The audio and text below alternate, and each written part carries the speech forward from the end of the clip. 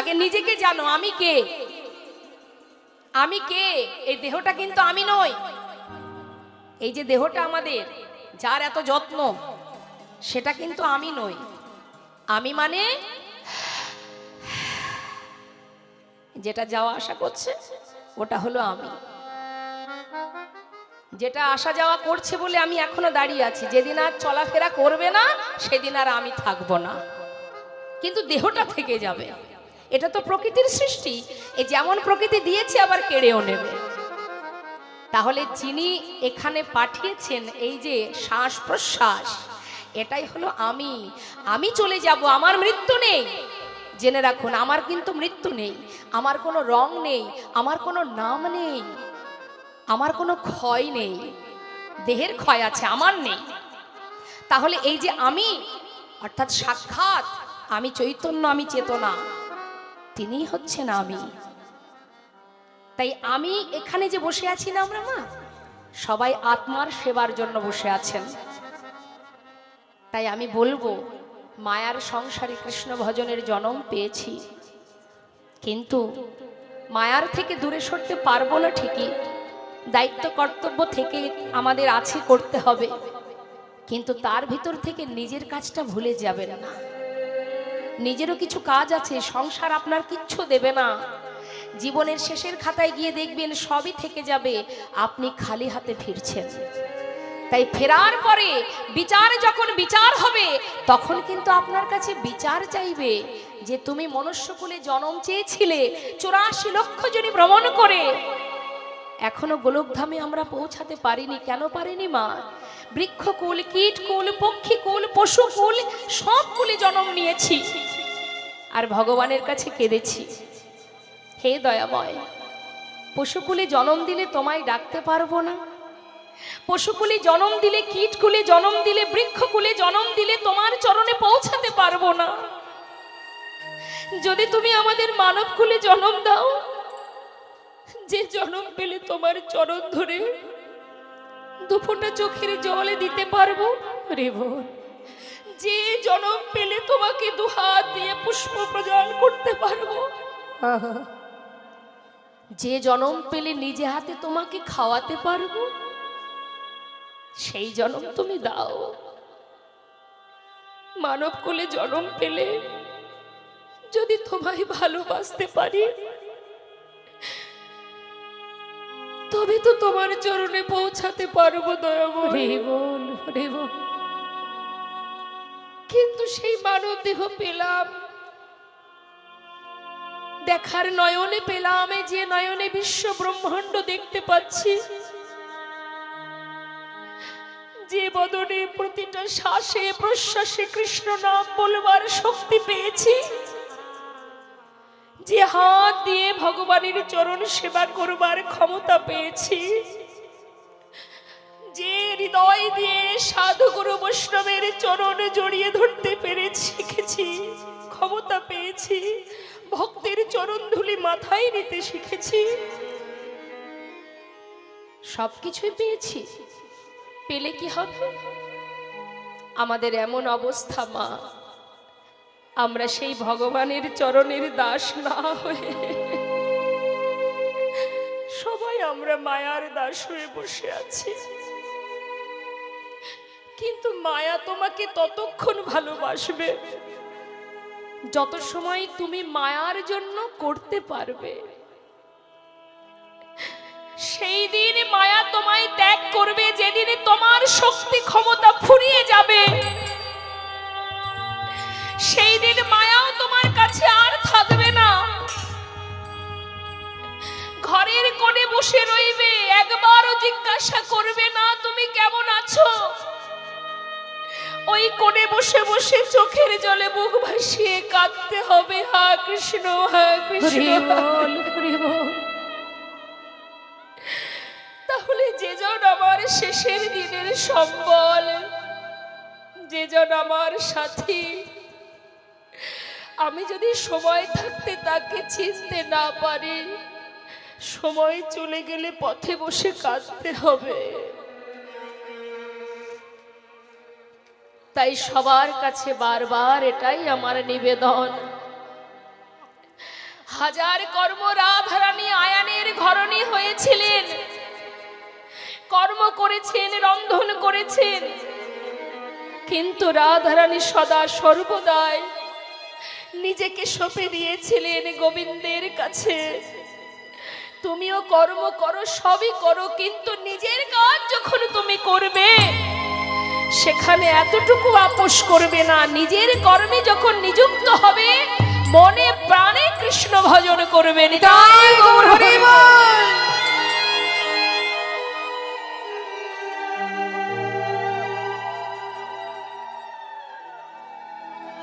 উত্তম সময়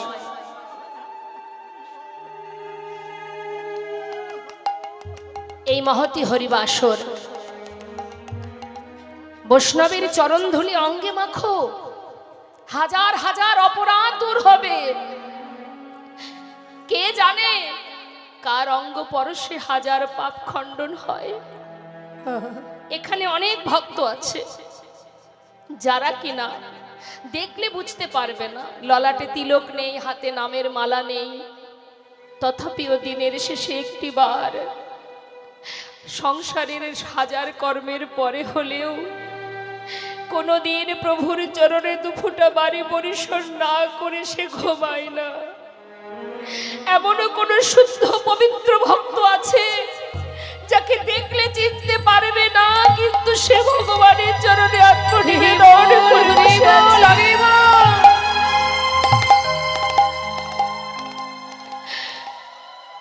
তাই বৈষ্ণব মহাজন বললেন,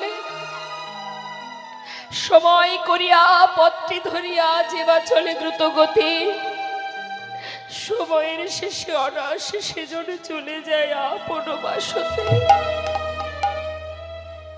সময় থাকতে বুঝতে শেখো, জানতে শেখো কি আমার করণীয়, আমি কি করছি, কি করা উচিত, কোনটা আমার কোনটি আমার নয়। সময় গেলে আর পাবে না।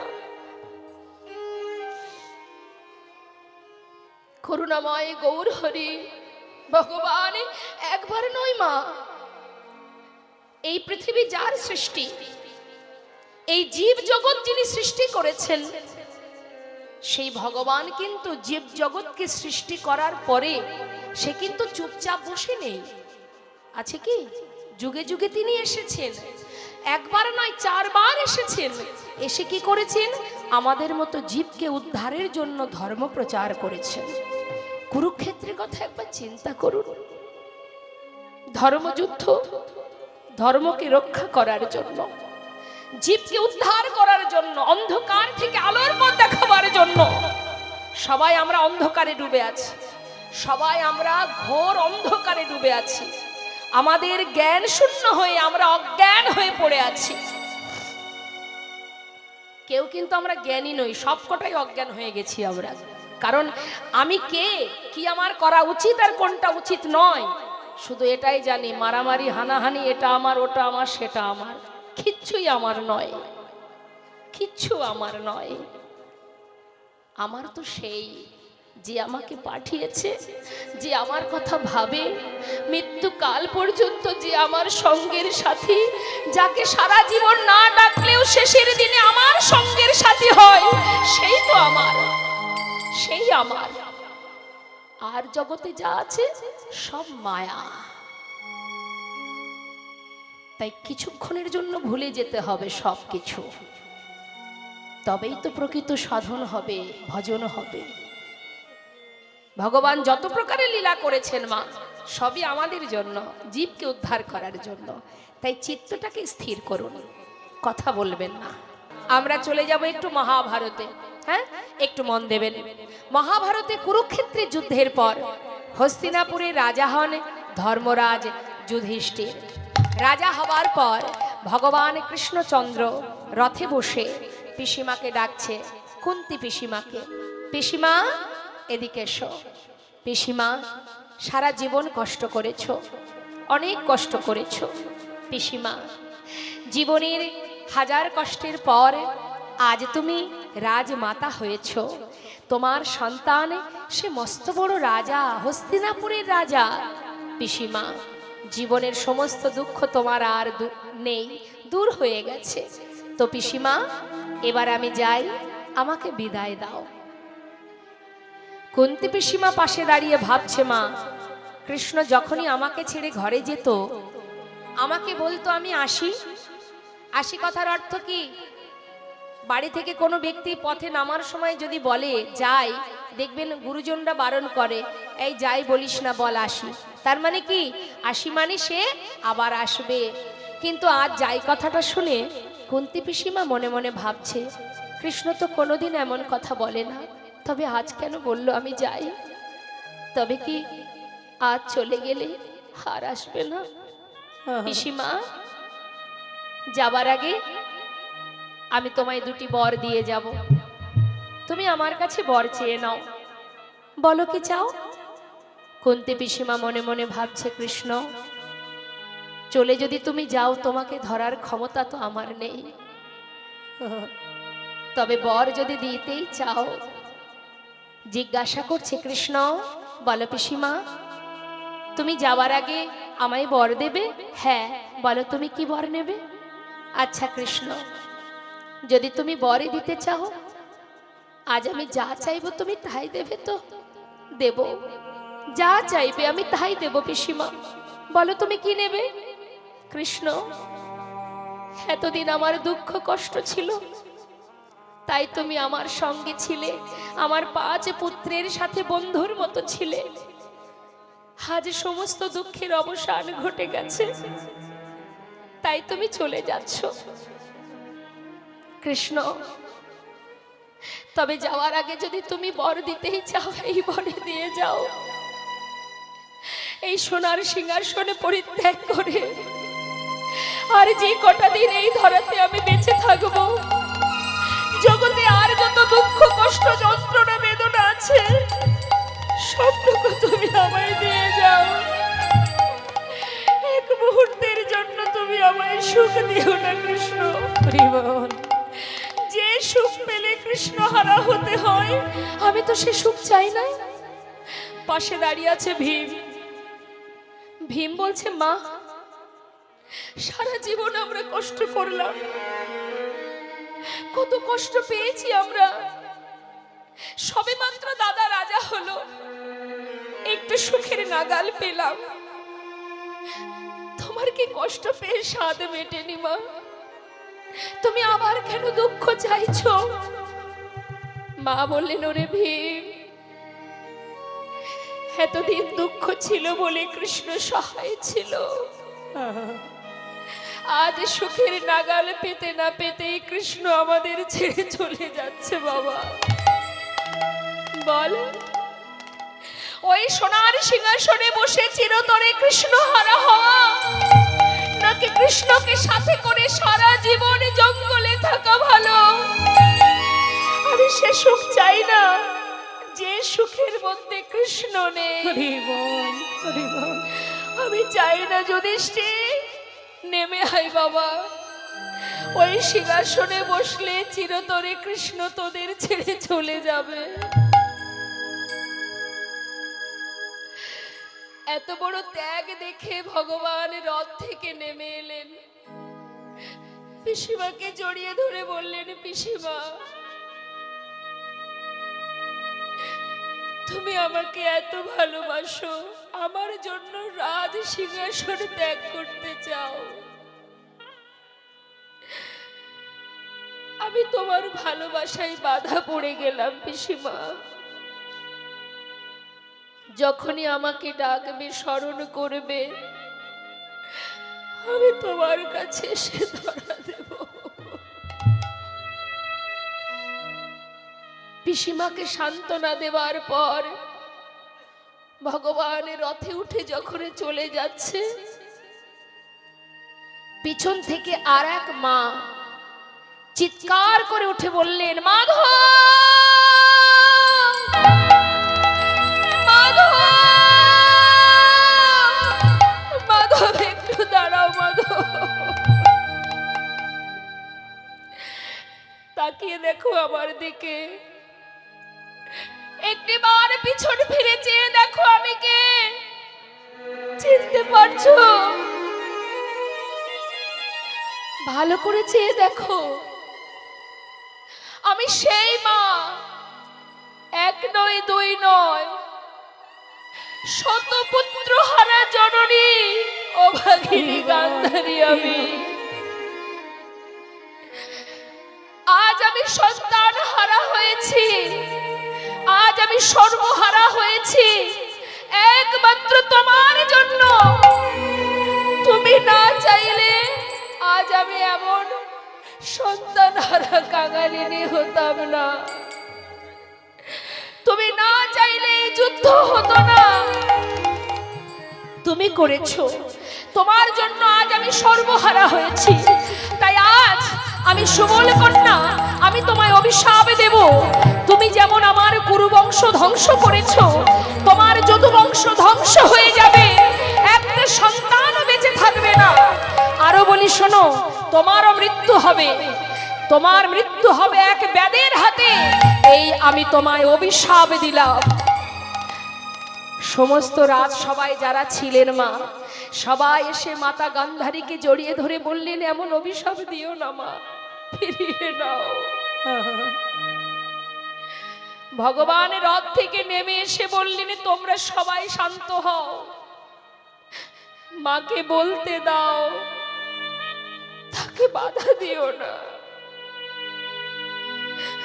কেন জানো? কুরুক্ষেত্রের যুদ্ধে জয়ের আনন্দ যেমন আমি পেয়েছি, তেমন পরাজয়ের যন্ত্রণাও আমি পেয়েছি। সকল মায়ের আশীর্বাদ যেমন আমি পেয়েছি, তেমন সকল মায়ের অভিশাপ আমি মাথায় নিতে চাই।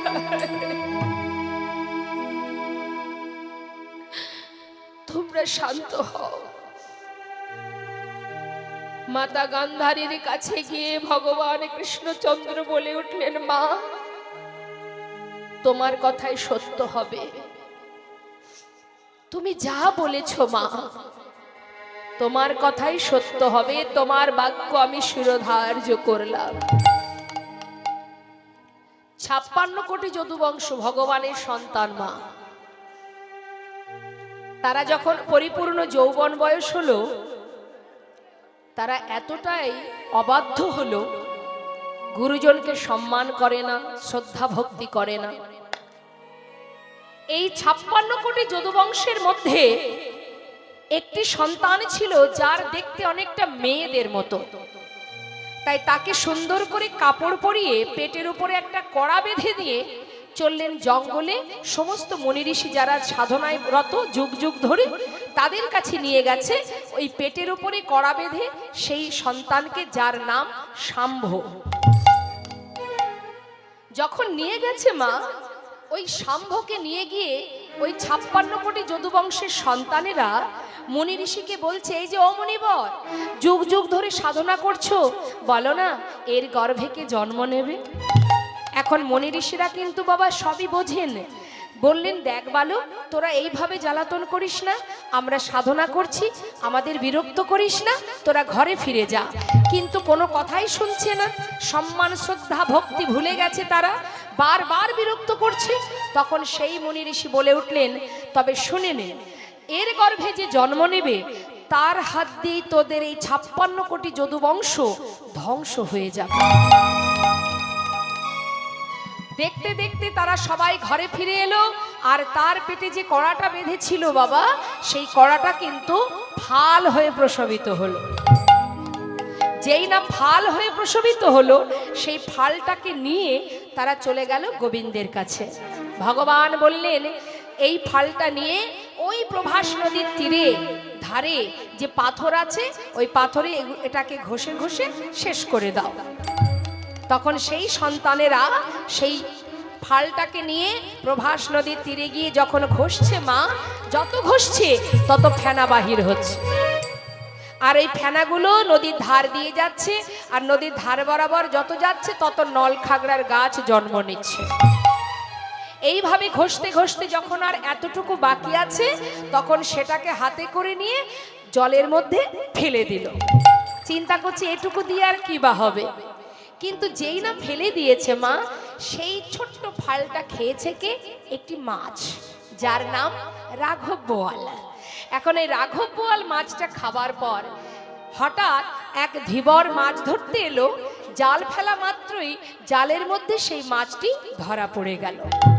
রাঘব বোয়াল মাছটি তীরে তুলে তাকে কর্তন করা মাত্রই পেটের ভিতর থেকে ফালটা আবার বাইরে বেরিয়ে এলো। সেই ফালটা নিয়ে ধীবরেরা কি করবে? আমার ধীবর মানে কি জানেন তো? যারা মাছ ধরে। হ্যাঁ, এখন সেই ফালটাকে নিয়ে ধীবর কি করবে না, সে একটা জঙ্গলের মধ্যে ফেলে দিয়েছে। যেই না ফেলে দিয়েছে মা, সেই ফালটাকে কুড়িয়ে পেয়েছে এক ব্যাধ। হরি বল। সেই ব্যাধকে জরা নামের এক ব্যাধ। তা এই যে জরা, এই জরাকে চলে যাব একটু রাম অবতারে। প্রভু রামচন্দ্র মা সীতাকে উদ্ধার করার সময় বালিকে পিছন থেকে তীর মেরে হত্যা করেছিল। ক্ষত্রিয় যারা হয় তাদের স্বভাব কি? তারা জয়লাভ করবে কিভাবে? যুদ্ধ করে, যুদ্ধে জয়লাভ, সামনাসামনি। কিন্তু প্রভু রামচন্দ্র মা সীতাকে উদ্ধার করবার কারণে বালিকে হত্যা না করলে কিন্তু তিনি মাকে উদ্ধার করতে পারতেন না। সেই কারণে বালির পিছন থেকে তীর মেরেছিল। কিন্তু বালির সন্তান মানে বালিপুত্র যে অঙ্গদ, সে কিন্তু জানতো না যে কে আমার পিতাকে মেরেছে। প্রভু রামচন্দ্রকে মা সীতার উদ্ধারের জন্য বিভিন্নভাবে সহযোগিতা করেছিলেন। তাই প্রভু খুশি হয়ে অঙ্গদকে বলেছিল, অঙ্গদ, তুমি আমার কর্মে এতটাই নিযুক্ত ছিলে সীতাকে উদ্ধার করার জন্য, তুমি যেভাবে আমাকে সহযোগিতা করেছো আমি সন্তুষ্ট তোমার সেবায়, তুমি আমার কাছে বর চেয়ে নাও। সেই অঙ্গদ বলেছিল, হে প্রভু, তুমি যদি আমাকে বর দেবে তবে এই বর দাও, কি না, যে আমার পিতাকে পিছন থেকে তীর মেরে হত্যা করেছে আমিও যেন তাকে তীর মেরে হত্যা করতে পারিনি। তাই গৌর হরি বল। ভগবান বললেন, তথাস্তু, তাই হবে, তোমার মনোবাঞ্ছা পূর্ণ হবে। ভগবান কোনো কর্মের কারণে যদি সাজা নেয় মা, তাহলে একবার আমাদের নিজেদের কথা ভাবুন। আমরাও কিন্তু বাবা পদে পদে অপরাধ করে যাচ্ছি, জ্ঞানেও করছি, অজ্ঞানেও করছি। তাহলে আমাদের জন্য কত সাজা লেখা আছে মা। হরি বল, হরি বল। তাই আজ ভগবান তিনি প্রভাস নদীর তীরে যজ্ঞ করেছিলেন। এই যে 56 কোটি যদুবংশ, এরা সবাই মারা যাবে কিভাবে? ওই প্রভাস নদীর তীরে তারা যখন সবাই যাবে, তাদের মধ্যে প্রথমে হবে মুখে মুখে কথা কাটাকাটি, তারপরে হবে হাতাহাতি, তারপরে হবে লাঠালাঠি। আর লাঠালাঠি করবে, লাঠি কোথায় পাবে? এই যে নলখাগড়ার গাছ, যেটাকে তুলে মারবে সেই সেখানে প্রাণ হারাবে। এটাই ছিল ভগবানের সেই মধুর লীলা। তিনি সব কিছু সুন্দর করে সাজিয়ে নিয়ে তিনি বৃন্দাবন ছেড়ে চলে গেলেন দ্বারকায়। নিতাই গৌর হরি বল, হরি বল। এবারে আমরা একটু জানবো মা, শান্ত হয়ে আপনারা বসুন। খুব সুন্দর কিছু কথা আমাদের জানতে হবে। ভগবান প্রভাসের তীরে যজ্ঞ করেছিলেন, প্রভাস নদীর তীরে। তা প্রভাস নদী, আস্তে আস্তে আস্তে, প্রভাস নদীর তীরে কেন গোবিন্দ যজ্ঞ করলেন কারণটা একটু জানবো, কেমন? তা শুনুন। এই প্রভাস নদীটা হচ্ছে মা গুজরাটে, হ্যাঁ, যেখানে একটি জায়গা আছে যার নাম হলো সৌমতীর্থ। ওখানে একটি দেবাদিদেব মহাদেবের বিগ্রহ সেবা হয়, যার নাম হচ্ছে সোমনাথ। এই সোমনাথের নাম অনুসারে সেই স্থানটির নাম সৌমতীর্থ। ওই সৌমতীর্থে একটা নদী আছে যার নাম প্রভাস। এখন এই প্রভাস নদীর নামটি, যে প্রভাস নামটা, এটা কে দিল? চন্দ্রদেব। হরে কৃষ্ণ। চন্দ্রদেব কিভাবে দিল শুনুন। চন্দ্রদেব গুরুপত্নীর প্রতি আকৃষ্ট হয়েছিলেন। তার 27 জন স্ত্রী থাকা সত্ত্বেও সে যখন গুরুপত্নীর প্রতি আকৃষ্ট হন, গুরু বৃহস্পতি তাকে অভিশাপ দেন। কি অভিশাপ? যে তোমার এক একটি করে কলা ক্ষয় হতে হতে, এই যে তুমি 16 কলা, তোমার এক একটি কলা ক্ষয় হতে হতে একদিন তুমি পুরো শেষ হয়ে যাবে। এখন গুরুর অভিশাপ কখনো মিথ্যা হয় না মা। লেগে গেল অভিশাপ, দিনের পর দিন যায়, এক একটি করে কলা ক্ষয় হতে শুরু হয়। আকাশে দেখেছেন তো, হ্যাঁ, যে এক এক দিনে একটু একটু করে চাঁদের ক্ষয় হয়, গুরুর অভিশাপ। তা বাবা যখন কলা একটা একটা করে ক্ষয় হচ্ছে মা, আর এক কলা বেঁচে আছে, ঠিক সেই সময় তার 27 জন স্ত্রী দল বেঁধে গেলেন দেবাদিদেব মহাদেবের কাছে। ভোলানাথ কৈলাসে বসে ধ্যানে মগ্ন, সেখানে গিয়ে হাজির 27 জন। সম্পর্কে কি হয় জানেন? মা পার্বতী হচ্ছে এই যে 27 জন রমণী, 27টি নারীর 27টি রমণীর সম্পর্কে দিদি হন। তাহলে ভোলানাথ কি হবে? জামাই বাবু। এখন কৈলাসে নিরজনে বসে ধ্যানে মগ্ন ভোলানাথ, সেইখানে 27 জন শালী গিয়ে উপস্থিত, চিৎকার করে ডাকছে, জামাই বাবু, ও জামাই বাবু, ও জামাই বাবু। ভোলানাথ মনে মনে চিন্তা করছে, ভেবেছিলাম এই কৈলাস পর্বতে নিরজনে বসে মনের সুখে ধ্যান তপস্যা করব, এখানেও শান্তি নেই। হ্যাঁ, কারা আবার আমাকে জামাইবাবু বলে ডাকছে? বলি হলো কি, নিশ্চয়ই শালীরা এসেছে। কি হয়েছে? সবাই এসে তার সম্মুখে বসেছে, বিপদে পড়েছে। ভোলানাথ বলছে, সে তো আমি জানি, বিপদে পড়েই এসেছো, তা কি সমস্যা বলো? বিপদে পড়ে বলছে, জামাইবাবু রক্ষা করো। কি হয়েছে? না, আমাদের প্রতি গুরুপত্নীর প্রতি আকৃষ্ট হওয়াতে আজ সে একটু একটু করে শেষ হতে চলেছে। তাহলে আমাদের কি হবে? স্বামী যদি মারা যায় আমরা কোথায় যাব? কে আমাদের রক্ষা করবে? ভোলানাথ বললেন, তাহলে এক কাজ করো, সত্যি তো বিপদ, তাহলে এই স্বামীর যদি একটি কলাও বেঁচে থাকে, আমার মাথায় যে জটা আছে, এই জটার মধ্যে গঙ্গা আছে, গঙ্গার ভিতরে রেখে দাও, রেখে দিয়ে তোমরা সবাই মিলে গুরুর কাছে যাও, গিয়ে তার কাছে গিয়ে তোমার পতির প্রাণ পুনরায় ফিরে পাওয়ার জন্য তার চরণ ধরে কাঁদো। এখন 27 জন শালী তারা সেই স্বামীর একটি কলা ভোলানাথের মস্তকে রেখে, মায়েরা দেখেছেন তো ভোলানাথের মাথায় একটা কলা আছে, হ্যাঁ, এখন ছুটে গেলেন কোথায়? গুরুদেবের কাছে। গুরুদেবের কাছে গিয়ে যখন সবাই মিলে কাঁদছে, গুরুদেব বললেন, সত্যি তো, তোমরা তো কোনো অপরাধ করোনি। হ্যাঁ গুরুদেব, পতি যদি মারা যায় তাহলে আমরা কোথায় যাব? আমাদের মান কে রাখবে? আমরা নারী জাতি, আমাদের রক্ষা করবে কে? তখন গুরুদেব বললেন, দেখো, যদি কোনো একটি কলাও বেঁচে থাকতো আমি একটা উপায় তোমাদের দিতাম, কিন্তু আর তো কিছু করার নেই, সে তো শেষ। গুরুদেব আপনি উপায় তো বলুন, তারপরে যা হবে হবে। বলছে, যদি একটি কলাও বেঁচে থাকে তাহলে সেই একটি কলা ওই সৌমতীর্থে যে নদী আছে ওখানে স্নান করালে তাহলে সে পুনরায় আবার পুণ্যজ্যোতি ফিরে পাবে।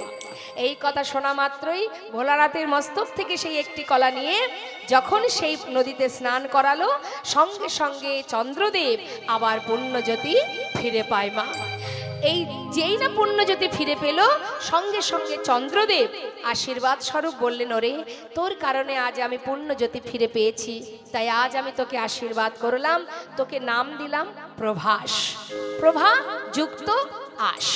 পুনরায় আবার আমি নিজেকে ফিরে পেয়েছি, আমার জ্যোতি ফিরে পেয়েছি, তাই তোর নাম দিলাম প্রভাস।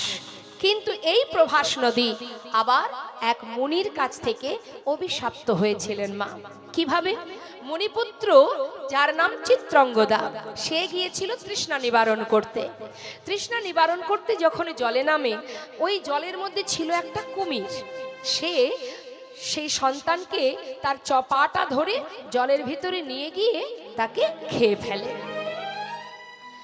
আর এই খবর অন্যান্য মুনিপুত্ররা যখন মুনিবরের কাছে গিয়ে জানালেন, মুনিবর এসে সেই প্রভাসকে বললেন, সেই নদীটাকে বললেন, তোর এত বড় সাহস, আমার পুত্র সে এসেছিল তৃষ্ণা নিবারণে, তুই আমার সন্তানকে প্রাণে মেরেছিস, আমি তোকে অভিশাপ দেব, আমি তোকে অভিশাপ দেব, তোর বক্ষের জল শুকিয়ে যাবে, তোর প্রখর রৌদ্রে কুকুর বিড়াল পশু পাখি তোর বক্ষের উপর দিয়ে হেঁটে যাবে, মল মূত্র ত্যাগ করবে, সবাই তোকে ঘৃণা করবে। তখন স্বয়ং প্রভাস নিজে মূর্তি ধারণ করে করজোড়ে বলেছিল, মণিবর আমাকে অভিশাপ দেবেন না, আমি তো কোনো অপরাধ করিনি। মণিবর, আমার বক্ষে যে কুমির বাস করে সে তোমার সন্তানকে প্রাণে মেরেছে, তুমি আমাকে অভিশাপ থেকে মুক্তি দাও। তখন সেই মুনি বললেন, কথাটা তো ঠিকই, তোর তো কোনো দোষ নেই, কিন্তু অভিশাপ যখন দিয়েছি অভিশাপ তো লাগবেই। বেশ, তাহলে আমি আশীর্বাদও করে যাচ্ছি, যেদিন তোর বক্ষ থেকে জল নিয়ে অনাদিরাদি গোবিন্দ রাধারানীর চরণ ধৌত করবে, সেই দিনে তুই উদ্ধার হবে। নিতাই গৌর হরি বল। সবাই মিলে আমরা একত্রিত হয়েছি আত্মার সেবার জন্য, পরমাত্মার সেবার জন্য। এই যে স্থানটি দেখতেই পাচ্ছেন আপনাদের সম্মুখেই রাধা গোবিন্দের যুগল মূর্তি, অর্থাৎ এই জায়গাটি কিন্তু এখন আর অন্য কোনো জায়গা ভাবলে হবে না। সেই গোলক ধাম ভগবান শ্রীকৃষ্ণ আমার, আমরা তো তারই সন্তান মা, সেখানেও আমাদের একটা পরিবার আছে। এই সংসার জীবনে যেমন একটা পরিবার আছে, সেখানেও একটা পরিবার আছে, তবে সেই পরিবারটা কি? সেটা হলো কৃষ্ণ পরিবার। তাই সেই ভগবানের পরিবারেরই আমরা সন্তান, আমরা সেই ভগবানের পরিবারেরই সদস্য, তারই অমৃতের সন্তান আমরা। তো আজ এই মুহূর্তটাকে আমরা সেই অপ্রাকৃত জগৎ, অপ্রাকৃত স্থান এবং আত্মার সেবার এই সুন্দর বাজারে, সাধুর বাজারে আমরা চিত্ত নিবেশ করে স্থির মনোভাব নিয়ে লীলা আস্বাদন করব। ভালো লাগছে, সম্মুখে মায়েরা আছেন, কিন্তু বারবার বলবো আমি, লীলা আস্বাদনে যখন এত কষ্ট করে বসে আছেন, চিত্তটা যেন স্থির থাকে, কারণ আমাদের মন খুব চঞ্চল।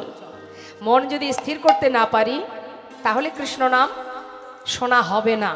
যতই এখানে আমি 3 ঘন্টা দাঁড়িয়ে যতই কৃষ্ণ নাম বলি না কেন, আমাদের আপনাদের মন যদি স্থির না থাকে, তাহলে কিন্তু কানে কিচ্ছু ঢুকবে না। তাই সেই চঞ্চল মনকে স্থির করতে হবে, চিত্তকে স্থির করতে হবে, তবেই ভালো লাগবে। তো যেহেতু ভোগ হয়ে গেছে, আজ মহন্ত বিদায় হয়েছে, সেই কারণে আজ এই মুহূর্তে আমরা আস্বাদন করব ভগবানের সেই মধুর লীলা, শেষ লীলা, অন্তিম লীলা, যার পরেই প্রভু আমার বৃন্দাবন, যে বৃন্দাবনে এসেছিলেন, সেখান থেকে কলিতে এসেছিলেন। সেই লীলাটি হলো কি? প্রভাস যজ্ঞ। নিতাই গৌর হরিবোল, হরিবোল গৌর।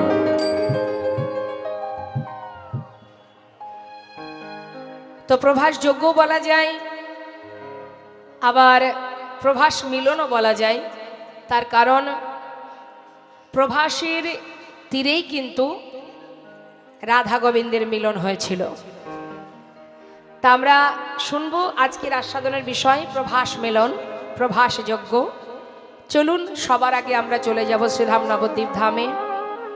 তার আগে একটা কথা বলবো, ভগবত কথা, লীলা কথা, কৃষ্ণ কথা, হরি কথা, অমৃত কথা, এই অমৃত কথা আস্বাদন করতে হলে, বা আমি যে আপনাদের সম্মুখে দাঁড়িয়ে এই লীলা পরিবেশন করব, এ কিন্তু মা যেমন তেমন বিষয় নয়, আমার গুণের কথা না, বা আপনার গুণের কথা নয়, তাই না? যাকে কখনো চোখে দেখিনি তার কথা বলা কি সহজ? হরিবল। এখন যদি আমি আপনাকে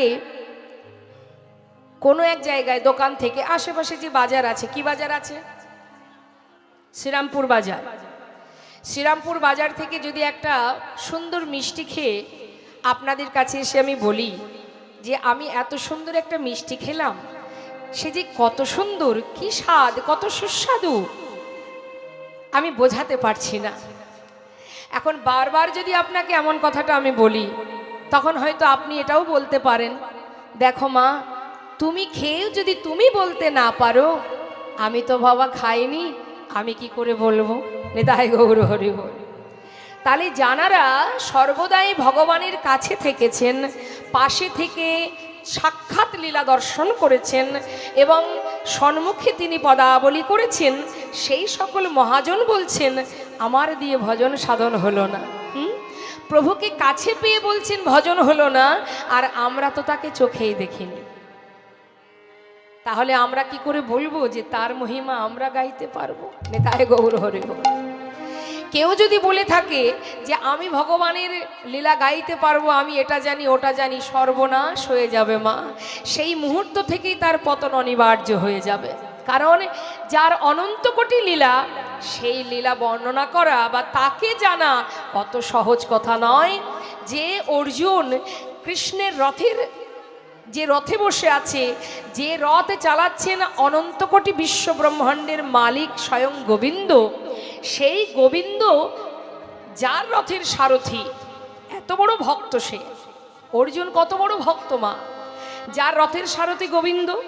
তাহলে এত বড় ভক্ত হয়ে সেই অর্জুন গোবিন্দকে চিনতে পারেনি, যার কারণে সে নিজের পাপ খণ্ডন করার জন্য বলেছিল তুমি একটু দাঁড়াও, আমি একটু গঙ্গা স্নান করে আসি। নিতাই গৌর হরি। তাহলে মা, ভালো তো সবাই আমরা বাসি, ভগবানকে ভালোবাসি বলেই কিন্তু আজ আমরা এখানে সবাই এসেছি। কিন্তু ভালোবাসা আর তাকে জানা, তাকে চেনা অত সহজ নয়, তাই না? তাই স্বয়ং অর্জুন ভগবানকে চিনতে পারল না, যার চরণে গঙ্গা যমুনা সরস্বতী ত্রিবেণী বিরাজমান। যার চরণ ধরলেই হয়ে যায়, সেই চরণ না ধরে গিয়েছিল গঙ্গা স্নান করতে। তাহলে এত বড় ভক্ত হয়ে সে যদি ভগবানকে চিনতে না পারে, তবে আমাদের কি মনে হয় আমরা তো মায়ার জীব, আমরা তো মায়ার সংসারে মায়ার দাস হয়ে ঘুরে বেড়াচ্ছি। তাহলে আমরা কি বলতে পারবো যে আমরা ভগবানকে জানি, বুঝি, তাকে ভালোবাসি? অত সহজ নয়। তাই আজ আমরা আস্বাদন করব সেই ভগবত কথা। শাস্ত্রে বললেন ভক্তের কৃপা থাকলে অসাধ্য সাধন করা যায়। তাই আপনারা সেই ভক্ত, গৌর প্রিয়, কৃষ্ণ প্রিয়। তাই আপনাদের কাছে আমার নিবেদন, সকলে নিজ নিজ চরণ ধুলির কিঞ্চিত কিঞ্চিত অংশ এই অধমার মস্তকে দিয়ে আশীর্বাদ করবেন। আপনাদের চরণ ধুলির বলে বলিয়ান হয়ে তবেই দুটো হরিকথা কৃষ্ণ কথা আমি বলতে পারবো। মনিটরটা সাউন্ডটা একটু বাড়িয়ে দাও। হরে কৃষ্ণ, হরে কৃষ্ণ, জয় রাধেশ্যাম। হরে কৃষ্ণ, জয় নিতাই, জয় গৌর, জয় রাধেশ্যাম। ঠিক আছে, তাহলে আমরা মা চলে যাব নবদ্বীপ ধাম। সেখানে গিয়ে আগে একটু গৌরচন্দ্রিকা আস্বাদন করি, তারপরে আমরা লীলাতে যাব। তা একবার হাত তুলে দেখান দেখি কে কে নবদ্বীপে গৌরচরণ দর্শন করেছেন, দেখান দেখি।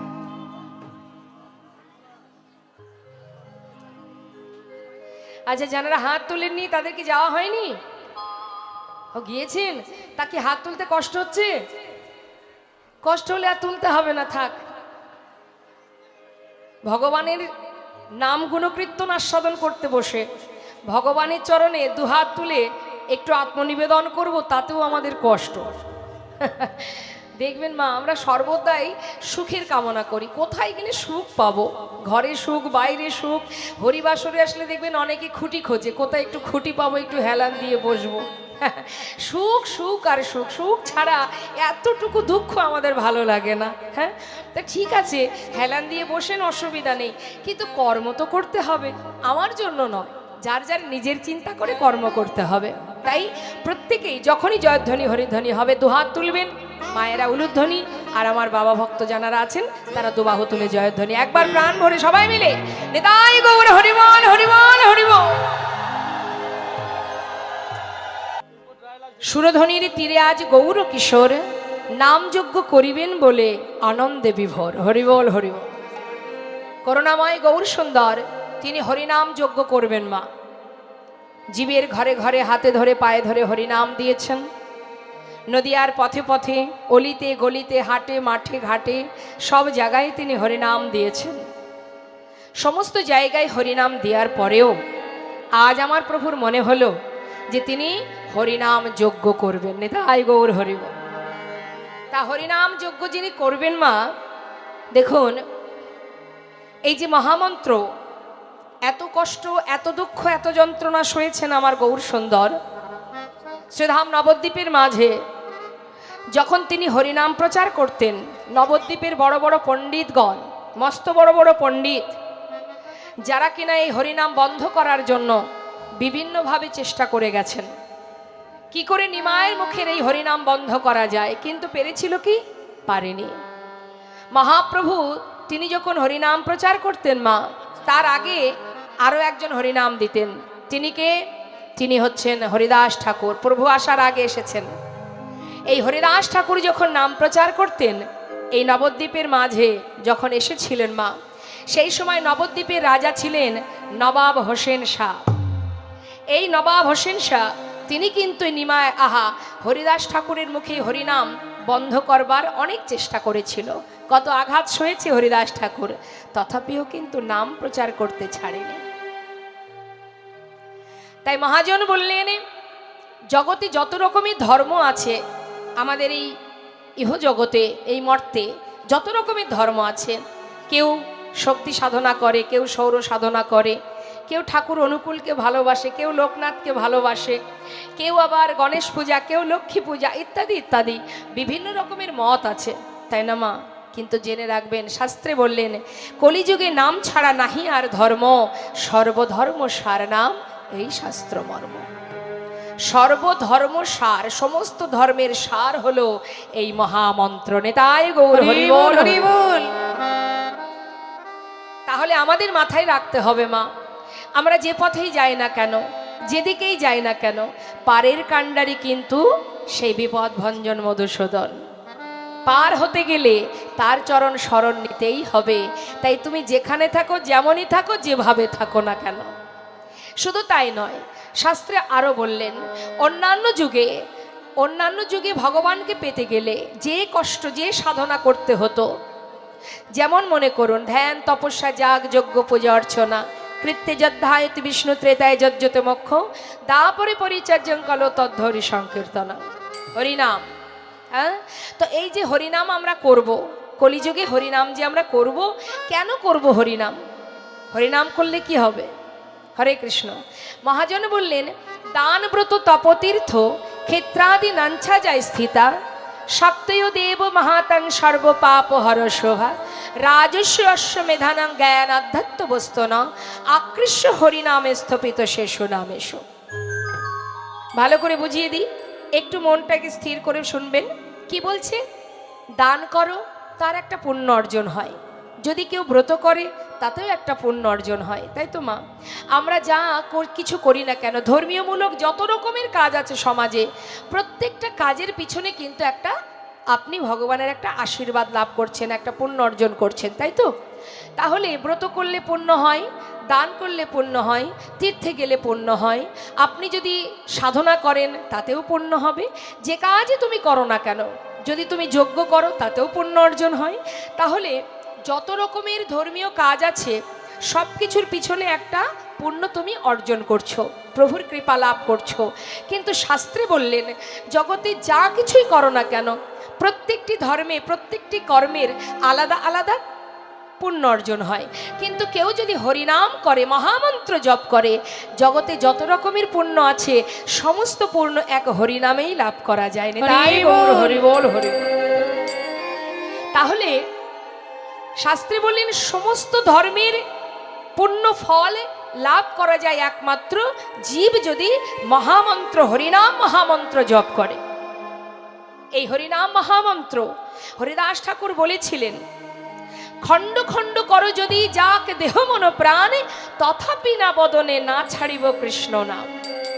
অর্থাৎ আমাকে মারো, বর্তমান সমাজের হালচাল তো সবই আপনারা বুঝতে পারছেন, কিন্তু একটা কথা মাথায় রাখবেন, যদি আপনি সনাতনী হয়ে থাকেন, যদি আপনি ভগবানকে ভালোবেসে থাকেন, জীবনে কোনো বাধা, কোনো ভয়, কোনো কিছুর কারণে যেন নিজের আদর্শ থেকে পিছিয়ে যাবেন না। কারণ আজ আপনি ভয়ে পিছিয়ে যাবেন, কাল আপনাকে ঘুরে ফিরে তার চরণেই আসতে হবে, তাই তো মা? কারণ তিনিই তো সর্বশ্রেষ্ঠ, তারই সৃষ্টি ধরা, তারই সব, তিনিই তো সেই আদি পুরুষ। যে ধর্ম, যে সনাতন ধর্ম আমাদের সমাজের, এই পৃথিবীর শ্রেষ্ঠ ধর্ম, আদি ধর্ম, তারপরে বিভিন্ন রকম হয়েছে যা হয়েছে, কিন্তু আদি ধর্মতেই সনাতন ধর্ম। যাবে কোথায়? পালাবার পথ নাই। হ্যাঁ, ঘুরে ফিরে যদি তার চরণেই শরণ নিতে হয়, তুমি সুখে রাখলেও আমি রাজি, দুঃখে রাখলেও আমি রাজি। নিতাই গৌর হরি বল। তাই মা, নিজের আদর্শ থেকে, নিজের চিন্তা ভাবনা থেকে কখনো পিছিয়ে যেতে নেই। হ্যাঁ, আজ মহাজন বললেন, তুমি যেখানে থাকো, যেমন অবস্থায় থাকো, যেভাবে থাকো, কোনো দুঃখ নেই। তুমি শুচি থাকো, অশুচি থাকো, পবিত্র থাকো, অপবিত্র থাকো, তুমি যেখানে থাকো, যেমন থাকো, মুখে তুমি হরিনাম জপ করো, মহামন্ত্র জপ করো। জগতের সমস্ত দেবদেবীর পূজা করতে গেলে যে স্তব, যে শ্লোক আমরা মুখে বলি, সেগুলোকে বলা হয় মন্ত্র, আর হরিনামকে বলা হয় মহামন্ত্র। তাহলে মহামন্ত্র যেখানে, সেখানে আর কিছু করতে হয় না। তার প্রমাণ আপনাদের দিই, শুনুন তাহলে। এটা আমার মুখের কথা নয়, রামভক্ত তুলসীদাস কলম দিচ্ছেন। কি বলছেন একটা ভজনের মধ্যে দিয়ে আপনাদের বোঝাবো, শুনুন। হরিনামে বসে,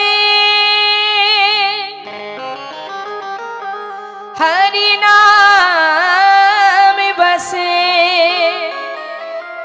হরিনামে বসে,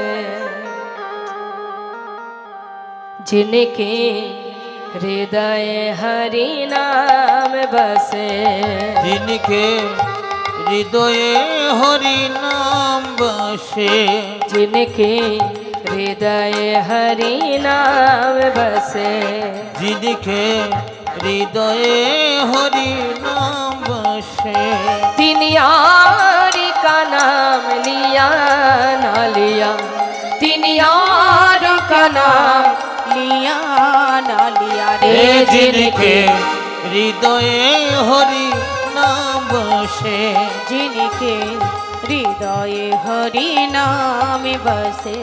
কি বলছেন? जिनके হৃদয়ে, আহা সাউন্ডটা ঠিক করো তো। হরে কৃষ্ণ।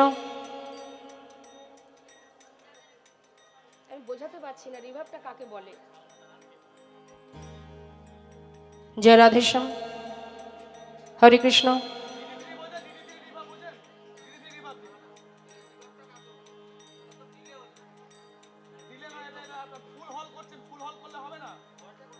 এটা তো একটা বাধা জায়গা না, তুমি এখানে হল করছো কেন? একটু সুইট করো, ভাষাগুলো যাতে সবাই বুঝতে পারে।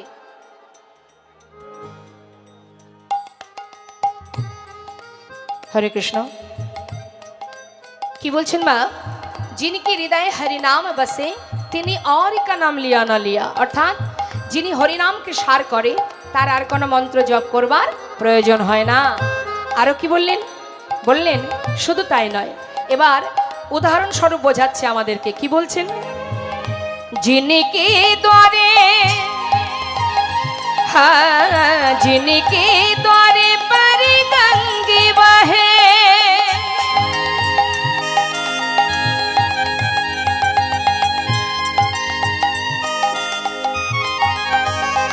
है जिनके द्वारे पर गंगे बहे, तिनी को बीकानेर पिया ना पिया, आह को बीकानेर पिया ना पिया रे, जिनके हृदय हरि नाम बसे, जिनके हृदय हरि नाम बसे। आहा বললেন जिनके द्वार पर गंग बहे, যদি কারোর কাছে গঙ্গা বাঁধা থাকে, সে কি আর সেই গঙ্গা ফেলে পাতকুয়ার জলে যাবে? হ্যাঁ, যাবে না। বললেন जिनके द्वार पर गंग बहे, তিনি খুব কানের পিয়া না পিয়া। আর কি বলছেন? বলছেন जिने काम किया, काम किया, जिने काम किया परिमरत का,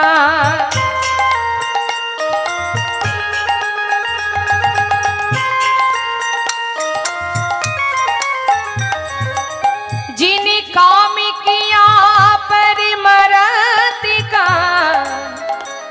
तेने हाथों से दान दिया ना दिया, आहा हाथों से दान दिया ना दिया रे, जिनके हृदय हरि नाम बसे, जिनके हृदय हरि नाम बसे। কি বলছেন মা?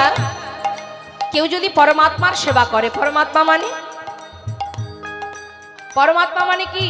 যেটা এখানে আছে, যার জন্য আজ আমি দাঁড়িয়ে আছি, যার শক্তিতে আজ কথা বলতে পারছি, যার কৃপায় আমি দেখতে পাচ্ছি, সেই পরমাত্মা রূপে ভগবান। কেউ যদি পরমাত্মার সেবা করতে পারে তাহলে সে, মহাজন বললেন, তার আর কিছু করা লাগে না। পরমাত্মার সেবা করো, ভগবানের সেবা যদি করতে পারো আর কিছু করতে হবে না। সেখানে দান করো, সেখানে ব্রত করো, হ্যাঁ, এটা হলো শ্রেষ্ঠ কর্ম।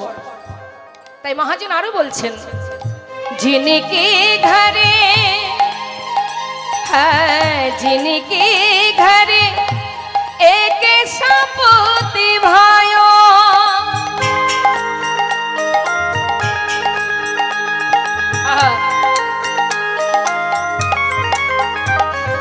जिनके घरे एक सपूती भायो,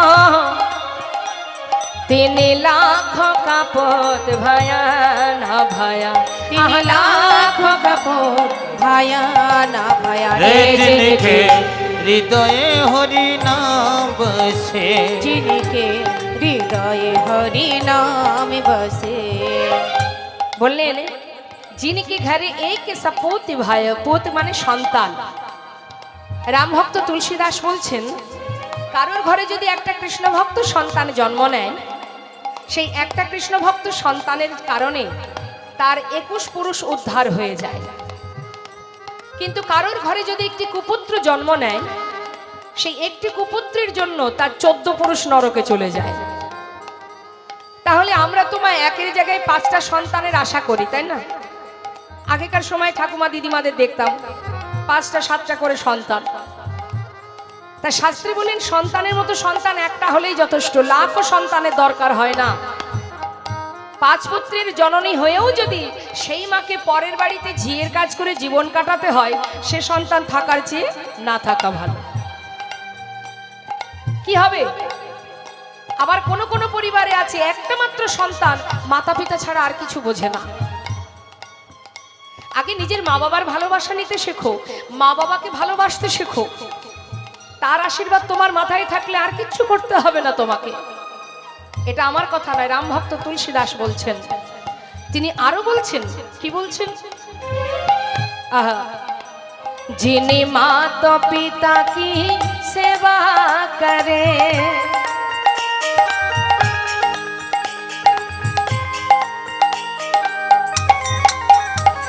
যিনি माता पिता की सेवा करे, तिने तीर्थ व्रत किया ना किया, आह तीर्थ व्रत किया ना किया रे। जिनके হৃদয়ে হরি নাম বসে, जिनके हृदय हरि नाम बसे। কি বলছেন বাবা? যদি কেউ মাতা পিতার সেবা দিতে পারে, মা বাবাকে ভালোবাসতে পারে, সে যদি আর্থিক অভাবের কারণে তীর্থে যেতে না পারে, ব্রত করতে না পারে, তথাপিও যদি মা বাবার আশীর্বাদ তার মাথায় থাকে, সে যদি ব্রত করতে নাও পারে, তীর্থে যেতে না পারে, ঘরে বৈষ্ণব সেবা দিতে না পারে, মহাজন বলছেন কিছুই যদি করতে না পারে, মা বাবাকে ভালোবাসলেই তার আর কিচ্ছু করতে হবে না। তাই গৌর হরিবোল হরিবোল। আর যদি কেউ মা বাবাকে ভালোবেসে তাকে সঙ্গে করে নিয়ে নানা তীর্থ ধর্ম যেতে পারে, যদি ব্রত করতে পারে, সেটা আলাদা বিষয়। কিন্তু মা বাবাকে বাদ দিয়ে কোনো কিছু করা কোনো সন্তানের উচিত নয়। তাতে কি হবে? ভগবানও সন্তুষ্ট নয়। তুমি লাখ লাখ টাকা ডোনেশন করলেও যদি তোমার মাতা পিতার ভালোবাসা তুমি না পাও, তোমার সব কিছুই বৃথা। নেতাহে গৌর হরি বল। তাই এটা আমার কথা নয়, রাম ভক্ত তুলসীদাস কি বলছেন? আহা, जिनके द्वारे, जिनके द्वारे पर गंगे बहे, तिनको बीकानेर पिया ना पिया, जिने काम किया परमरथ का, तिने हाथों से दान दिया ना दिया। जिनके घर एक सपूत भायो, 3 लाखों का पोत भया ना भया, जिने काम किया, जिने माता पिता की सेवा करे, तिने तीर्थ व्रत किया ना किया। तुलसीदास विचार कहे, তুলসীদাস বিচার কহে, तुलसीदास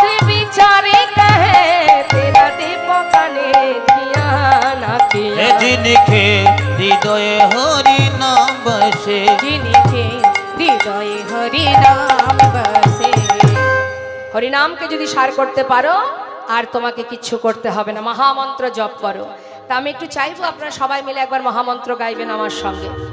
কি মা, পরপর কয়েকদিন ধরেই তো হরিনাম করেছেন, আমি চাইবো আজ এই মুহূর্তে এই সাধুর বাজারে বসে সবাই মিলে প্রাণ ভরে একবার মহামন্ত্র জপ করুন। কি সবাই গাইবেন তো হরিনাম?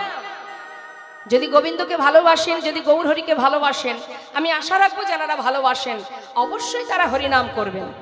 নামে যেন অলসতা না থাকে, কেমন স্বতঃস্ফূর্তভাবে মহামন্ত্র জপ করবেন। আমি গাইব, শুনুন, তারপরে আপনারা গাইবেন। জয় রাধেশ্যাম। হরে কৃষ্ণ, হাত তুলে প্রত্যেকে তুলবেন। ওমা কি হলো, হাতগুলো কোথায়? কষ্ট হচ্ছে? হচ্ছে না তো, বেশ। হরে কৃষ্ণ হরে কৃষ্ণ কৃষ্ণ কৃষ্ণ হরে হরে, হরে রাম রাম রাম হরে হরে। বলুন হরে কৃষ্ণ নাম করুন, কৃষ্ণ কৃষ্ণ নাম করুন।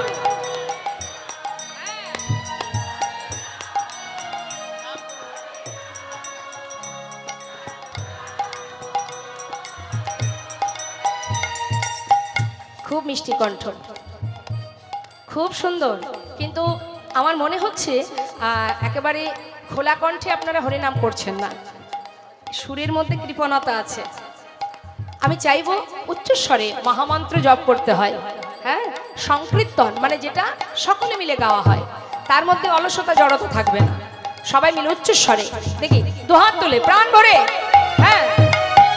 হরে কৃষ্ণ কৃষ্ণ কৃষ্ণ হরে হরে, হরে রাম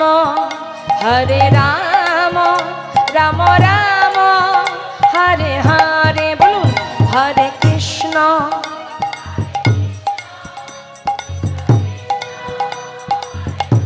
বাবা, এই তো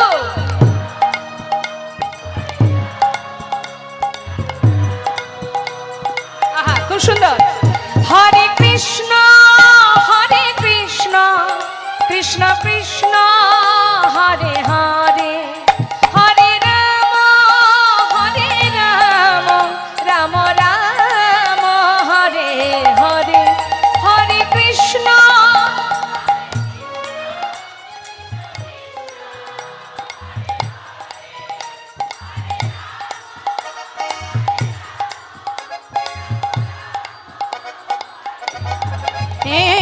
কৃষ্ণ হরে কৃষ্ণ কৃষ্ণ কৃষ্ণ হরে হরে। দুহাত তুলে নিতাই গৌর হরি বল, হরি বল। হরে রাম রাম রাম হরে হরে, হরে কৃষ্ণ কৃষ্ণ কৃষ্ণ হরে হরে, হরে রাম রাম রাম হরে হরে। হরে কৃষ্ণ কৃষ্ণ কৃষ্ণ হরে হরে। নিতাই গৌর হরি বল, গৌর হরি বল, হরি বল। রাম রাম হরে হরে, হরে নাম হরে নাম এব কেবলম কল নাস্তেব নাস্তেব নাস্তেব গতির অন্যথা। এই যে মধুর হরিনাম যজ্ঞ, মা এখন গৌর হরির মনে ইচ্ছা যে এই যজ্ঞ করবেন। তিনি কোথায় করবেন? সুরধনির তীরে। এখন সুরধনির তীরে যজ্ঞ করবার আগে তিনি চিন্তা ভাবনা করছেন যে কার কাছ থেকে আমি পরামর্শ নেব, যজ্ঞ যে করব। যদি আপনারা বাড়িতে কোনো ধর্মীয় অনুষ্ঠান করেন তাহলে আপনারা গুরুজনের কাছ থেকে পরামর্শ নেন তো। তা আমার গৌরহরি তিনি নিজে আচরণ করে আমাদের মতো জীবকে শিক্ষা দিচ্ছেন, তিনিও কিন্তু পরামর্শ নিচ্ছেন কার কাছ থেকে? তার গুরুজন বলরাম, যিনি নিত্যানন্দ প্রভু। তা দাদা নিত্যানন্দ প্রভুকে কাছে ডেকে দাদার কাছ থেকে পরামর্শ নিচ্ছেন আমার গৌর সুন্দর, যে দাদা তুমি বলে দাও আমি সুরধনির তীরে যজ্ঞ করব, কিভাবে করতে হবে। তখন মহাজন পদাবলিতে বলছেন, দাদা নিত্যানন্দ শনে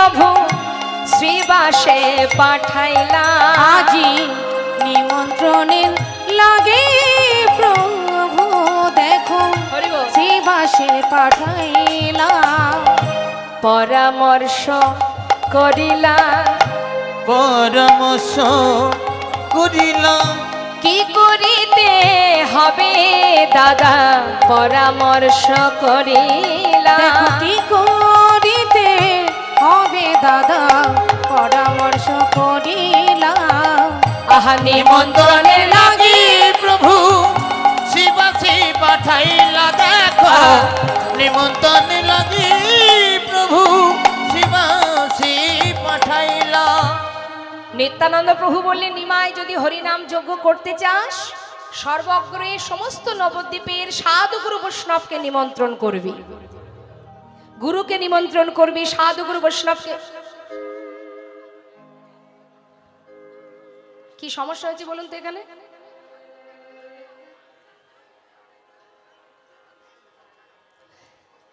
ঠিক আছে, একজন যদি কাজ করে তো 10 জনের তো সেদিকে তাকানোর কোনো দরকার নেই। এটাই হচ্ছে আপনাদের সমস্যা, কে গেল কে এলো কে কি করছে সেই দিকে নজর। গল্প শেষ হয়েছে, আপনাদের গল্প শেষ হলে তবে আমি কীর্তন করব। বাড়িতে গল্প, যেখানে সুযোগ পাবেন গল্প, আবার হরিবাসরে বসেও গল্প। আমার তো মনে হয় না যে কথা আপনারা আলোচনা করছেন তার থেকে দামি কথা এখানে ভগবত কথা আলোচনা হচ্ছে। ওটা নিশ্চয়ই দামি নয় এই হরিনামের থেকে। ভগবানের নাম হবে কখন? দিবস রাজনী আবল তাবল পাচালো পড়িতে পারো, তাহারও ভিতরে একবারও কি কৃষ্ণ বলিতে না? সে কথা বাদ দিলাম, বাড়িতে কৃষ্ণ নাম করার সময় নেই, এখানে বসেও কৃষ্ণ নামকে করা যায় না? কমিটির ভক্তরা আপন আপন কর্ম ছেড়ে জীবের দ্বারে দ্বারে তিল তিল করে একটু একটু করে সকলের কাছ থেকে ভিক্ষা করে আজ এই সুন্দর হরিবাসর হরিনামামৃত সুধা দান করছেন। কি জন্য করছেন? তাদের লাভের জন্য, জীবের কল্যাণের জন্য, সমাজের মঙ্গলের জন্য। যেখান থেকে এসেছি আসার পথটা সবাই ভুলে গেছি, সেই পথটাই যাতে আবার আমরা জানতে পারি, যেতে পারি, সেই পথ পরিষ্কার করবার জন্যই এই হরিবাসর।